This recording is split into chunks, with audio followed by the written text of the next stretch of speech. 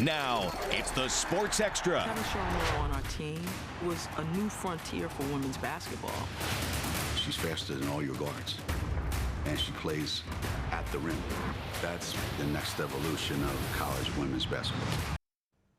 They were one of the greatest college teams of all time and paved the way for women's basketball. We are talking about the Women of Troy, the new HBO documentary that debuts next Tuesday with one of the film's producers and the, well, inspiration behind this thing, Branson Wright. How you doing, man? I'm doing great. It's great to see you. Glad to be here. Plain dealer as well. Love your stuff. But I want us to focus on this because this was really your idea. How did this all come together and when did it start? How much time do we have? Enough for you. Because it took a while, as we were talking off the air. About 2008, I gave Cheryl Miller a call and I said, Cheryl, I don't know how this could be done, but I'd like to see this film done. Because we've watched all the 30 for 30s, had a lot of the men's teams, a lot of the great basketball, football teams, and I thought that it has to be something on this team. This great, not only women's team, but just a great basketball team, and their story needed to be told. I want to ask you, because you have Gino, the great legendary UConn coaches in there, phenomenal program, Pat Summitt, of course, at Tennessee. What made this team stand out to you?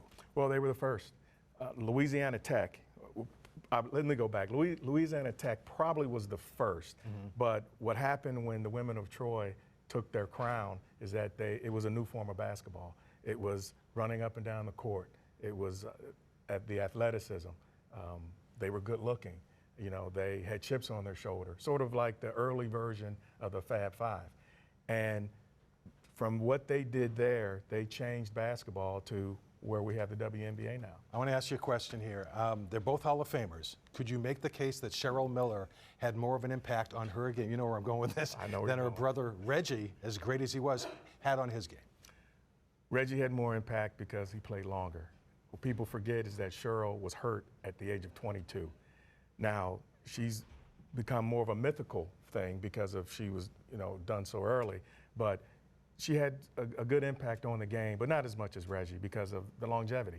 You know, sadly for her, she inspired what would become the WNBA, but of course, as you said, she was injured, and the WNBA came much later, so she never got to play in the WNBA. She never got to play, but one of her teammates, Cynthia Cooper, in her 30s, she joins the league when it developed, not only in the age of 30, becoming the MVP 2 years in a row, but also leading Houston to 2 titles. Branson, some of us get better with age, okay? Of course. That's just how this works. Yes.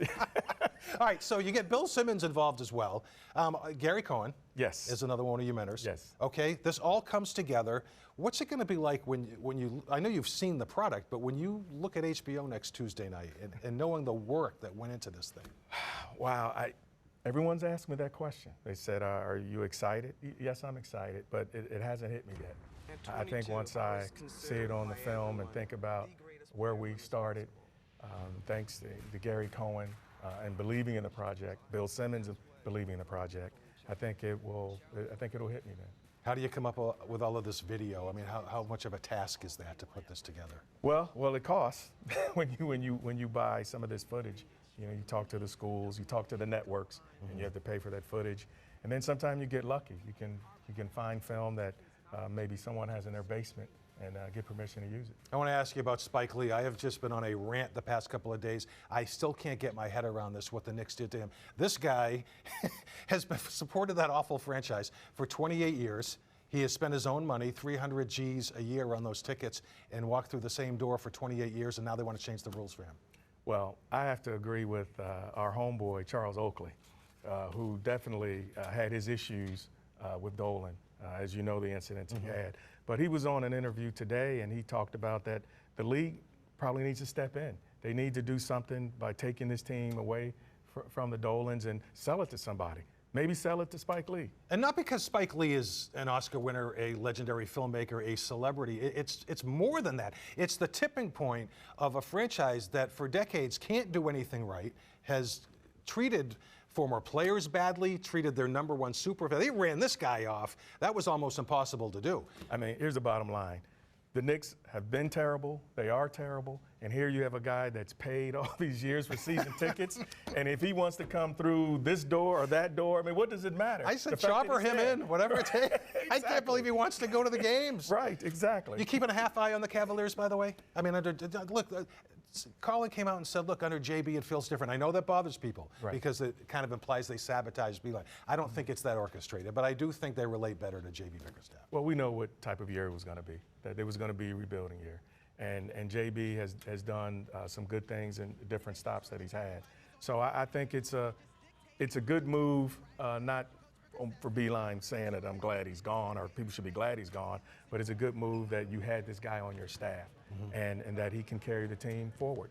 And I think it'd be a good deal to get him here long term. You know, Colin threw down 41 tonight. They lost to the Celtics. He had 32 the other night. They lost that game. But you see his development, and I think we're just kind of clinging to the hope of having a guy like that. I'm not saying he's the next LeBron James at all, but I am saying maybe you build around him in some way. Yeah, this is a team, as I said, you have to be patient and keep your fingers crossed for the lottery. We don't want to be patient here. Come on. Well, you have to be. I know. You have to be patient. Hey, stick around. I want to ask you about Mike Tyson. He's coming to town, and you wrote about it, all right? On the other side of this, we'll be right back. All right.